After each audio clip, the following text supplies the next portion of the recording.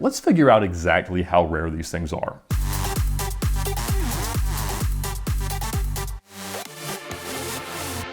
Around 2014, we started to get this kind of save the manuals idea, this notion that a lot of manufacturers were not producing as many manual cars. The GT3 was no longer produced as a stick, and it was starting to see the value start to rise. Because for most of the time that I'd been selling cars since about '09, you paid less for a manual car. They were less desirable. People wanted the highest performance, latest, greatest, whatever sequential technology. And so we knew there were certain cars like F430s and 360s and Gallardos and Murciélagos that they had built less manual transmissions, but some. And over the years, I'd had several people call and want manual LP640s or manual early Mercies, and I've always been able to generally dig some up. And it was harder than you'd think it should have been, because the theory was always about 5% of the cars built as manuals, but we could usually find one for someone. And so around 2015, I got a call from a guy, and he said, I will pay whatever it takes to get a brightly colored manual LP640. I've heard you're the guy to talk to, you know where a lot of them are, like, please just find me one quick and quiet and I'll just pay what it takes. And I'm like, wow, that's kind of a unique request. Like, it's not like a vintage significant car where you understand that the market's just going to dictate that you pay whatever the seller wants. Like, this is a fairly new used car that we ought to just be able to, find on any street corner pretty much in the exotic car world. And so I called 3 or 4 clients that had them at the time, and I said, hey, I've got somebody really interested in one. He's going to pay the right money. Do you want to sell yours? And only one of the 3 or 4 said yes. And I found him a bright orange Orencio Atlas 2007 manual 640, had about 16,000 miles, and I sold it to him. And it was, really a record-setting price for our dealership with respect to manual cars, but not a massive premium. I mean, at the time, I think any of them would have brought 180 to 220 grand. I think he ended up paying about 260 or so for the car. And the only market outlier in the manual Murciélago world at that point was about a year prior, a guy in Canada had sold a car that I had sold into Canada probably in 2011. It was a balloon white manual LP640 that had been owned not by the guy I got it from, but by the owner before him. It was Nicolas Cage. And Nicolas Cage owned a ton of Murciélagos, a ton of Lamborghinis, all the way back to, several Diablos, including the purple SE that was used in Gone in 60 Seconds. And so we didn't really understand if it was that it was a rare manual car, if it was the Nicolas Cage tie or whatever. And a lot of his cars had been on the market due to some of his losses with Bernie Madoff, but it was not unheard of for that to have been part of a Murciélago or any Lamborghini's history. And so that was at like 330 grand, which was a huge number, a premium over what we thought the market was, but not necessarily reflective. And so as I was trying to round these up, nobody else was just dying to get rid of them, because generally people that own them love driving the cars. There's kind of nothing like it. Everything that's cool about a Diablo or a Countach or even a Miura is also pretty cool about a Mercy, but it's a little bit more usable. Like, you could actually put some miles on the car. And I'd had 2 E-Gear LP640s at the time, but I always really loved a stick. There just never was one at the right time in one of the combinations that I really wanted to own. And so another guy that I'd called trying to round a car up for this guy that wanted to pay whatever it took, that guy initially said no, but about a month later he called me and said, you know what? I would like to sell mine. Do you know anybody? And I was like, well, no, but the number he was willing to take was a lot less than I just sold this orange car for. So I said, you know what? I might just buy it. Like, I've always wanted to stick one. I know you have a very nice car. In fact, it was much nicer than the one I had just sold. And so I said, look, let me see what I can do. I might just sell at the time I had a Rosso Vic 07 E-Gear LP640. Let me see if I can get it sold. I'll just buy your car, because I've always wanted to stick and I know yours is super nice. And so a couple days go by, I get mine sold to a dealer and I buy his car. And after I did that, I was like, let's figure out exactly how rare these things are. So I called the Lamborghini factory and I said, how many manual LP640s did you sell into the US? And they said, we don't know. We don't have any idea. I don't know how to figure that out. I said, well, just go into your system and check. Like, again, I don't know how to do that. I said, well, all right, open this system, type in the VIN prefix, ZHWBU37M or 47M, 37 being coupe, 47 being roadsters, and just tell me, like, how many are there? And they go, oh, okay, we did it. And they sent it, and it was like 18 cars. I was like, well, I've been doing some digging in my records of cars we've sold and cars I've seen advertised and stuff like that. And at the time, I think I had like 22 cars. So I was like, I know your number's wrong, but I appreciate it. If you can send me those VINs, and I had all those. And so kept digging around, and I found 25. I knew that I'd covered as much of the internet that I could. And, other than cars that might have never, ever sold, I had pretty much all of them.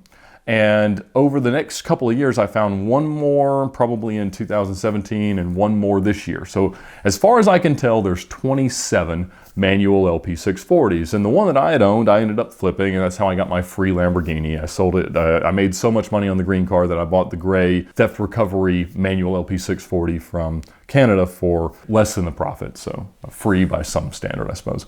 That's one of the things that really spurred us to start VINwiki, was just the power that revealing the absolute rarity of some of these cars can do to the market. I mean, it transformed it, because empirically defining how rare a car is does transform the way it's perceived by its audience. And so I drove the gray car and loved it. And about 6 months ago, I sold it. I had a bunch of offers. This one guy just had to have it. I was okay selling it because I was thinking maybe I should try something else.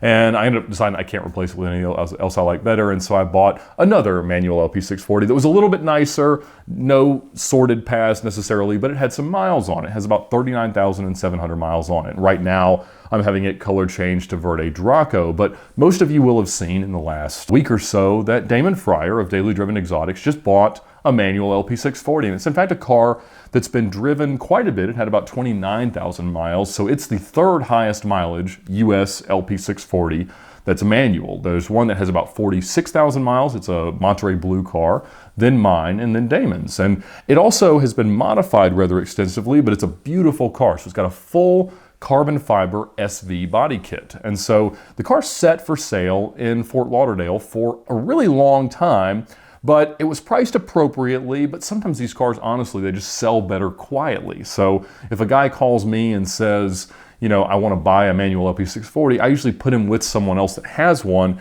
and the deal's done really quietly because it doesn't need to be public. And most of these guys are buying them because they want to drive them, but they also appreciate the investment that the car can be, and they plan on eventually making some money. And so I've connected a few of those deals over the years, and generally most of the traffic flows through me and Roy Katz when it comes to manual LP640s. The two of us have sold pretty much all of them at some point. And this yellow car that Damon bought was owned by a guy in Central Florida and owned it for several years, and put these modifications on it. And when you have a car that's that rare, that's that significant, most people buy it almost like it's a commodity. And when you have one that has a lot of miles or a strange modification, it's at least unique. I mean, certainly putting SV components on a LP640 is not that out of the ordinary. People do that all the time, but most people who are going to appreciate a manual car want something that's as close to stock or whatever as it is. That's why, even though I'm going to change the color, I'm doing a lot of things to reverse previous modifications to my current LP640 that'll hopefully be done in the next few weeks. So I'm excited to get mine back, but I'm also really excited that Damon got the car. I mean, they're just as cool and quintessential a modern Lamborghini as I think you can get. I mean, I love Aventadors and I love everything they've done since then, but at the same time, there's just nothing as visceral and as connected and raw. I mean, I love that there's no power seats, the traction control is very rudimentary, the all-wheel drive is very rudimentary. I mean, it's the same old viscous coupling they've been using for forever, and I just really like the feel of the cars, and it's nothing that you can get short of $1 million in terms of just how special the car feels to be in, and the rarity helps. At some point, these cars are going to be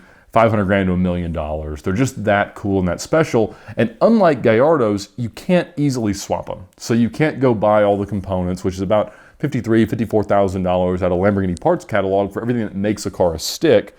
The way you'd have to change the harness and tell the car that it's no longer E-gear is really not seeming to be possible. There's no example of someone who has swapped one, even though Underground's done probably 100 manual conversions on, especially early Gallardos. The LP generation Gallardos are a little bit tougher because they're a little bit more complex and honestly a little bit more Audi stuff than the original Lamborghini stuff. But I'm excited to see him enjoy the car. Obviously, he has endlessly wacky antics and adventures in his stuff, and I know he's going to love it. It's a great car for road trips. I mean, I think in the last 5 LP640s that I've had, I put about 40,000 miles on them, and they really are brilliant cars because, honestly, we used to say that Mercies were very expensive cars to maintain, and that was sort of true from 02 to 07, 08, But now everything that has these double clutch gearboxes and some of these strange electronic all-wheel drive systems and everything that says McLaren on it, I mean, these cars are insanely expensive when something breaks. And so now they've kind of become cheap. I mean, the worst case scenario is 10 to 20 grand with an LP640. I mean, there are things that can cost that, but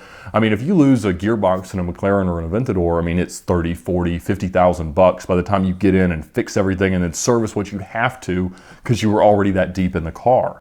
For a company that now makes a whole lot of trucks, it's cool to have a car that was really designed and created and contemplated by the factory before Audi became so involved. Certainly they made it better, and that's one of the great benefits of an LP640 over an earlier car, but it's going to be interesting to see. I hope he puts a bunch of miles on it, but I bet I'll hit 50,000 before he does. Shrewd negotiation starts with finding the right car, and the best way to do that is with Autotempest.com. Autotempest allows you to compare the results from Craigslist nationally with all the top listing sites. So visit Autotempest.com today and see where your next dream car is hiding.